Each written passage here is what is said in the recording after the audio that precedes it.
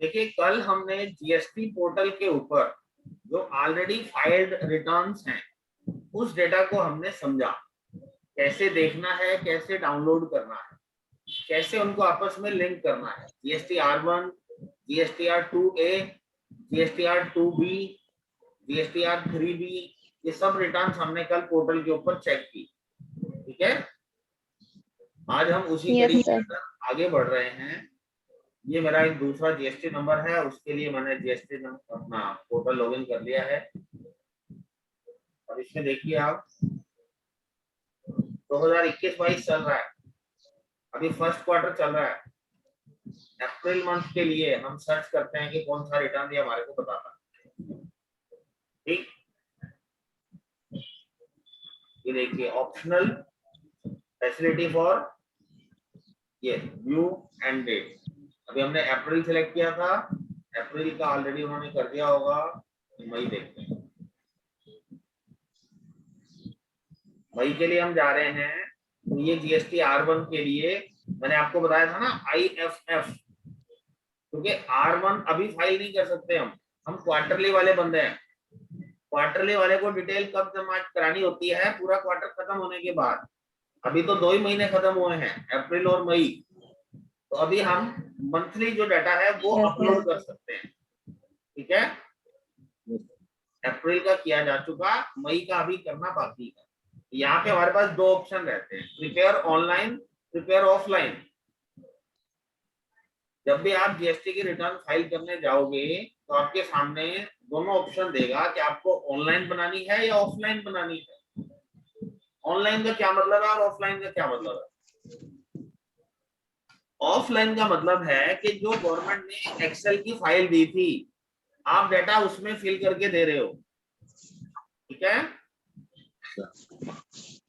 Offline का मतलब है कि मैंने आराम से बिना इंटरनेट के उस फाइल में बैठ के डाटा भर लिया और अब मैं गवर्नमेंट को जमा कराना चाहता हूँ, तो गवर्नमेंट कहेगी कि आप वो फाइल अपलोड कर दो। मगर जो फाइल हमने डाउनलोड की थी वो तो एक्सेल की फाइल थी, और यहाँ अपलोड क्या होना है? एक्सेल फाइल नहीं होनी अपलोड, JSON फाइल अपलोड होनी। ठीक है, JSON जो फाइल होती है उसका साइज बहुत कम होता है, तो वो काफी कम MB या GB स्पेस लेगा सर्वर के ऊपर भी, और उसकी अपलोडिंग भी फास्ट होगी, ज्यादा इंटरनेट भी कंज्यूम नहीं करेगा। ठीक है, जो हमारा स्टोरेज स्पेस होता है वो भी MB GB में TB में काउंट होता है। ये यूनिट्स हैं उस चीज के, डाटा स्टोरेज के। जितनी बड़ी फाइल होगी उतने ज्यादा स्पेस घेरेगी वो सर्वर पे जाके, और जितनी बड़ी फाइल होगी उसको अपलोड या डाउनलोड करने में भी उतना ही ज्यादा इंटरनेट कंज्यूम होगा। तो इसलिए इस सर्वर के लिए अपलोडिंग के लिए, डाटा ट्रांसफर के लिए JSON फाइल फॉर्मेट को फाइनलाइज किया गया। ठीक है, यहाँ पे आप गए प्रिपेयर ऑफलाइन में और आपने इसको बताया कि हाँ मेरी फाइल्स जो हैं वो मैं अपलोड करना चाहता हूँ। टूल्स फाइल में जाएंगे और आप इसको बताएंगे कि मेरा GST का डाटा कहाँ पड़ा है। ठीक है, जो आपकी एक्सेल की फाइल आपने एक्सपोर्ट कर रखी है वो आप यहाँ से अपलोड कर सकते हो। राइट, वो आप यहाँ से अपलोड कर सकते हो, और जो डाटा आपने अपलोड कर रखा होगा उसको आप डाउनलोड भी कर सकते हो। डाउनलोड डाटा फॉर IFF, क्योंकि अभी इस मंथ का हमने अपलोड नहीं किया हुआ है तो हमें डाउनलोड ऑप्शन भी नहीं दिखा रहा। रिटर्न फाइलिंग और IFF में क्या फर्क है? रिटर्न फाइलिंग का मतलब होता है कि आपने जो डेटा भर दिया उसका आपके लिए टैक्स लायबिलिटी अराइज हो गई, आपको उतना टैक्स पे करना है। IFF आप अपने कस्टमर की फैसिलिटी के लिए डाल रहे हो। आपका कस्टमर कहता है कि मैं आपके पैसे नहीं दूंगा क्योंकि आपने मेरा बिल पोर्टल पे नहीं डाला। कहते यार रिटर्न का टाइम तो अभी दूर पड़ा है। कहते नहीं, रिटर्न जब मर्जी भरना, मगर पहले आप पोर्टल पे बिल अपलोड कर दो ताकि मेरे को तसल्ली हो जाए कि आप इस बिल को गवर्नमेंट को शो करोगे। ये इनवॉइस फर्निशिंग फैसिलिटी इसीलिए आपको दी गई है कि आप अपने कस्टमर का कॉन्फिडेंस जीत सको। ठीक है, तो आप रिटर्न तो मंथली भरोगे, बट ये जो डेटा है ये आप रिटर्न तो क्वार्टरली भरोगे, ये डेटा आप मंथली अपलोड कर सकते हो। उसके लिए ये फैसिलिटी आपको दी गई है। आप यहाँ पे पहले रिटर्न पीरियड सिलेक्ट करोगे, कौन से मंथ के लिए आप करना चाहते हो, जैसे ये अप्रैल के लिए है, क्या इसके साथ साथ आपको उससे रिलेटेड जितने भी ऑप्शन हैं, जितने भी आपको नोटिस देने होते हैं इसने, वो आपको दिखा देता है।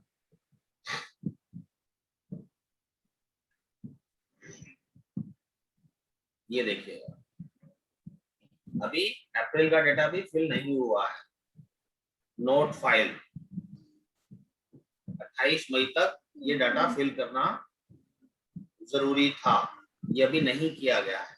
ये गवर्नमेंट अभी एक्सटेंशन दे रही है ड्यू टू कोविड लॉकडाउन, इसलिए थोड़ी ये रिटर्न्स ढिलाई में चल रही है। ये अप्रैल मंथ का डाटा अभी तक भी फाइल नहीं किया गया, आज 3 जून आ गई, ठीक है। ये ढिलाई सिर्फ कोविड की वजह से है, रूटीन में तो ऐसी एक्टिविटी करने पे आपको फाइन लगता है, ठीक। ये देखिए, आपने कहा मुझे मई की रिटर्न बनानी है, आप जाए यहाँ पे, ऑफलाइन में क्या करना है, जो फाइल आपने या तो मैनुअल भरी है या टैली से एक्सपोर्ट करी है, वो दोनों ही फाइल के थ्रू जब आप रिटर्न बनाओगे उसको ऑफलाइन मेथड बोलते हैं। क्योंकि वो शीट जब आप बना रहे थे, आप इंटरनेट से कनेक्टेड नहीं थे, आपने इंटरनेट पे डाटा नहीं डाला था। अब देखिए हम ऑनलाइन मेथड देखते हैं रिटर्न फाइलिंग का। ऑनलाइन मेथड के लिए आपने यहाँ क्लिक किया और यहाँ आप गए, देखो ये आपका B2B, ये आपका B2B के क्रेडिट नोट, ठीक है। और उससे नीचे आप जाइए IFF के अंदर, अभी क्योंकि अनरजिस्टर्ड की डिटेल तो अनरजिस्टर्ड बंदे ने इनपुट लेना होता है क्या, अनरजिस्टर्ड को इनपुट मिलता है, ITC मिलता है? नहीं सर, नहीं मिलता है। तो आपको जो IFF में डिटेल डालनी है मंथली बेसिस पे, वो केवल B2B ट्रांजैक्शन वाली अपलोड करनी है। तो ये देखो आपको सिर्फ ये 4 ऑप्शंस दिखाई दे रही है, कौन सी डिटेल डालना चाहते हो? आपने कहा मैं B2B इनवॉइसेस की डिटेल डालना चाहता हूँ, इस पर क्लिक कर दो। वो कह रहा है अभी तक आपने कुछ भी नहीं डाला, आपने कहा चलो अब मैं ऐड करना शुरू करता हूँ। अब इसमें मैनुअल एडिशन हो रहा है, ये हम ऑनलाइन रिटर्न फाइलिंग बोलते हैं इस चीज को। जैसे मैंने आपको एक होमवर्क दिया था कि आपके जितने भी बिल हैं वो बिल आप एक्सेल की फाइल जो डाउनलोड कर रखी है उसमें एंटर करके दो। सोनाली ने मेरे पास भेजा भी था वो B2B वाली शीट, मोहित ने नहीं भेजी है। अब वो जो फाइल आपने वहां पे भरी थी, अब अगर आप ऑफलाइन फाइल के थ्रू भरना चाहते हो तो वैसे भर दो, और अगर आप वो सारे एक एक बिल की डिटेल ऑनलाइन पोर्टल पे डायरेक्ट चढ़ा दो तो भी ये आपके लिए पॉसिबल है। आपको यहाँ पे पहले सिलेक्ट करना है कि आप कौन सी सप्लाई कर रहे हो, क्या आप कोई डीम्ड एक्सपोर्ट कर रहे हो, SEZ को माल बेचते हो, या कोई रिवर्स चार्ज वाली सप्लाई कर रहे हो। नहीं हम कुछ नहीं कर रहे, हमारी रेगुलर है, तो रेगुलर में हमने कुछ भी टाइप नहीं किया। अब बताओ कस्टमर का GST नंबर क्या है?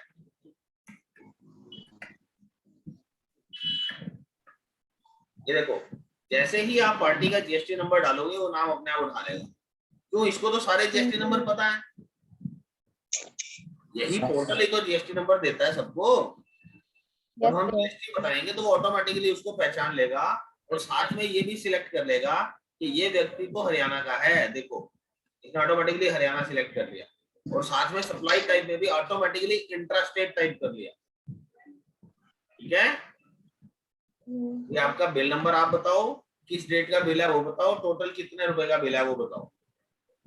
उसके साथ नीचे जाके ये बताओ कि उस बिल के अंदर कितने % की कितनी आइटम का टैक्सेबल वैल्यू है। आपके आइटम 5% की है और 1000 रुपए की है, तो आपने यहाँ पे 1000 रुपए डाल दिया। ये 1000 रुपए डालते ही उसने कहा क्योंकि लोकल पार्टी है उस पर इतना CGST इतना SGST बनेगा। सिर्फ टैक्सेबल वैल्यू डालनी है, 1000 रुपए ये डाल दिया मैंने, तो इस पे 120 रुपए इसने अपने आप जोड़ दिए। तो 5% के सामने लिखा था तो 50 रुपए जोड़े। इस तरीके से आप अपना एक एक बिल भी ऑनलाइन पोर्टल के ऊपर जाके सेव कर सकते हो। समझ में आ रही है? Yes sir. इसको बोलते हैं ऑनलाइन रिटर्न फाइलिंग। और जो हम टैली के थ्रू कर रहे हैं फाइल जनरेट करके, वो ऑफलाइन रिटर्न फाइलिंग है। ऑफलाइन के अंदर आपको पोर्टल पे जाके इसको बताना है कि मैं ऑफलाइन फाइल है मेरे पास और मैं उस फाइल को अपलोड करना चाहता हूँ। तो क्या करोगे आप, यहाँ जाके प्रिपेयर ऑफलाइन करोगे और यहाँ से चूज फाइल करके उस अपनी जीएसटी R1 की जो आपकी एक्सपोर्टेड फाइल होगी उसको आप यहाँ पे अपलोड कर दोगे। ठीक है सर। अपलोडिंग का मतलब जीएसटी रिटर्न भरना नहीं होता। फाइल अपलोडिंग का मतलब ये है कि आपने जीएसटी रिटर्न भरने की तैयारी कर ली है। उसके अंदर क्या क्या स्टेप्स होते हैं, पहले आपको डेटा को किसी भी तरीके से जीएसटी के सर्वर पे पहुंचाना है, वो अपलोड करके पहुंचाओ या फिर मैन्युअली एंट्री करके पहुंचाओ। उससे आप अपनी रिटर्न की फाइलिंग का जो डेटा है वो सर्वर को बता देते हैं, पोर्टल को बता देते हैं। उसके बाद लास्ट में आपसे पूछा जाता है क्या ये रिटर्न फाइल कर दूं। डेटा अपलोडिंग के बाद भी आप उसमें से कुछ बिल हटाना चाहो हटा सकते हो बिफोर रिटर्न सबमिशन। तो जैसे ही आप सबमिट रिपोर्ट पर क्लिक करेंगे तो वो आपसे पूछेगा आप कौन है। अब इसको हम कैसे बताएंगे हम कौन है, कि कंप्यूटर हमें कैसे पहचानता है कि हम कौन है। उसके लिए बाजार से आपको एक डिजिटल सिग्नेचर सर्टिफिकेट बनवाना पड़ता है, DSC। जैसे ही आप रिटर्न सबमिट करोगे तो ये कहेगा कि आप वेरीफाई करो कि आप ही वही व्यक्ति हो। जब कागज हमारे हाथ में होते हैं तो हम उस पर पेन से साइन कर देते हैं, हम जिम्मेदारी लेते हैं कि हाँ मैंने फाइल किया है ये। Yes sir. रिटर्न फाइलिंग के अंदर आपको DSC सबमिट करना पड़ेगा। DSC बनाने के लिए बहुत से सेंटर्स खुले हुए हैं, आप अपने चार्टर्ड अकाउंटेंट से संपर्क करके भी DSC बनवा सकते हो। DSC कई प्रकार के हैं, कुछ DSC एक लिमिटेड डॉक्यूमेंट सिग्नेचर के लिए यूज होते हैं। अब देखो गवर्नमेंट के बहुत सारे टेंडर निकलते हैं ऑनलाइन। गवर्नमेंट ने जब सरकार से मतलब ये अपना सड़कें बनवानी होती हैं तो वो क्या करते हैं, उसका टेंडर निकालते हैं। अब वो टेंडर भरने वाली पार्टी जेन्युइन है कि नहीं है उसका पता कैसे लगाते हैं। अगर हम मैन्युअली किसी बंदे से मिलते हैं तो हम उसका आधार कार्ड और उसकी कॉपी और उसके सिग्नेचर ले लेते हैं उससे। ऑनलाइन ट्रांजैक्शन के अंदर भी आपको अपनी आइडेंटिटी प्रूव करनी होती है, वो DSC उसके लिए बहुत बढ़िया माध्यम है। तो डिजिटल सर्टिफिकेट अलग अलग टाइप के बनाए जाते हैं, टाइप 2 एंड टाइप 3 सर्टिफिकेट्स। आपको बताना है कि आप 1 साल के लिए बनवाना चाहते हो, 2 साल के लिए बनवाना चाहते हो या 3 साल के लिए बनवाना चाहते हो। जैसे आपकी एक पेन ड्राइव होती है ना, उस टाइप का एक टोकन आपको दे दिया जाता है आपका डिजिटल सर्टिफिकेट बना के। उसके लिए वो आपसे कुछ फीस चार्ज करते हैं।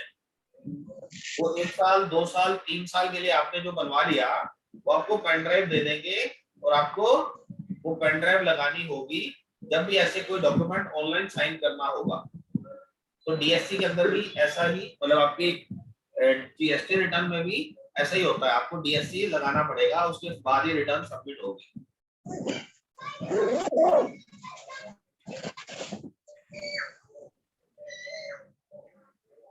समझ गए आप? Yes sir. तो ये जो हमने आज का भी टॉपिक आपको सिखाया है ये GST रिटर्न फाइलिंग का टॉपिक है।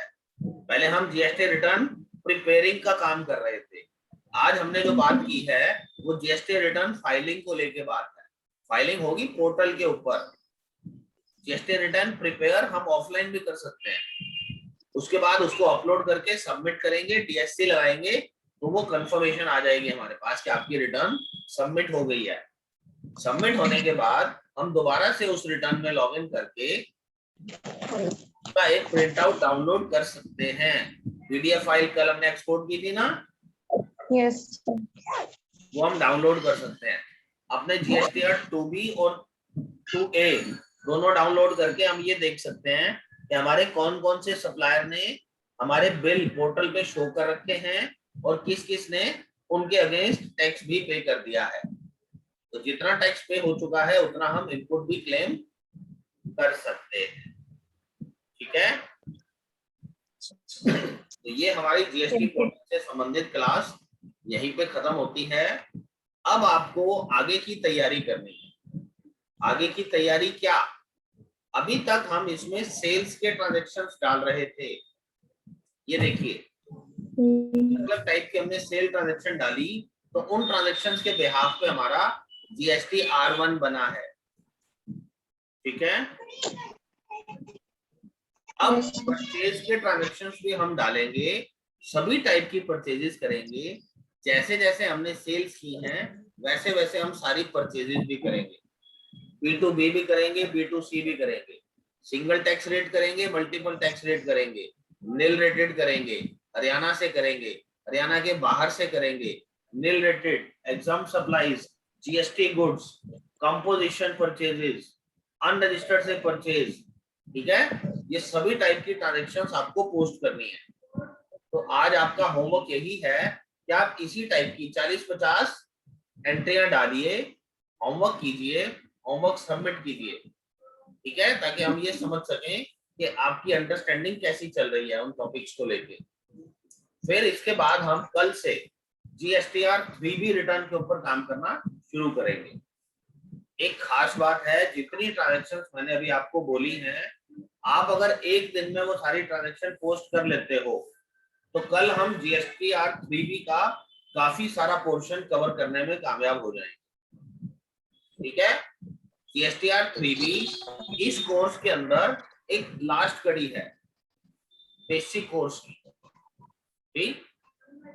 इस रिटर्न्स को कंप्लीट करने के बाद हम कुछ दिनों के लिए आपको टैली प्राइम पे काम करना भी सिखाने वाले हैं। तो जितना जल्दी आप ये काम कर लेंगे, हम उतनी जल्दी ही आपको टैली प्राइम भी सिखा देंगे, क्योंकि मार्केट में इस समय पे टैली ERP और टैली प्राइम दोनों लगभग 50-50 हो चुके हैं। तो आपके पास तो फायदा है कि आपको दोनों के दोनों सॉफ्टवेयर सीखने को मिल रहा है। आपके बाद वाले जो बैचेस आएंगे वो सिर्फ टैली प्राइम पे काम करेंगे, उनको टैली ERP हम नहीं सिखाएंगे, क्यों, आप मार्केट में धीरे धीरे एक्सेप्टेंस जो है वो टैली प्राइम की बढ़ चुकी है, ठीक है।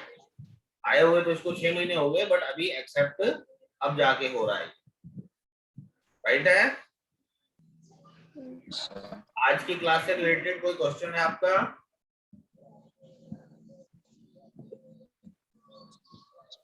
हाँ जी, नहीं है, कोई बात, ठीक है डियर। कोई भी क्वेरी हो, काम करना शुरू करो, कोई दिक्कत परेशानी लगे तो मेरे से संपर्क करना है। मोहित, यस सर। अब देखो ऑफिस खुल गए हैं, बाहर निकलना आना जाना अलाउड है। आप देखो किसी और दोस्त के पास जाके काम कर सको तो बेटर रहेगा, प्रैक्टिस जरूर करो, छोड़ो नहीं। उसमें से अपना डाटा तो कॉपी कर लिया होगा आपने?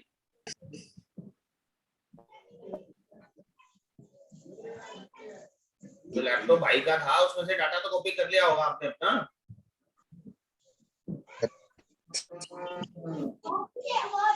ठीक है, चलो ये लैपटॉप अरेंज कीजिए और ये काम कीजिए, कोई भी दिक्कत आए तो मेरे से आप बात कीजिए, राइट? Okay sir. ओके बेटा।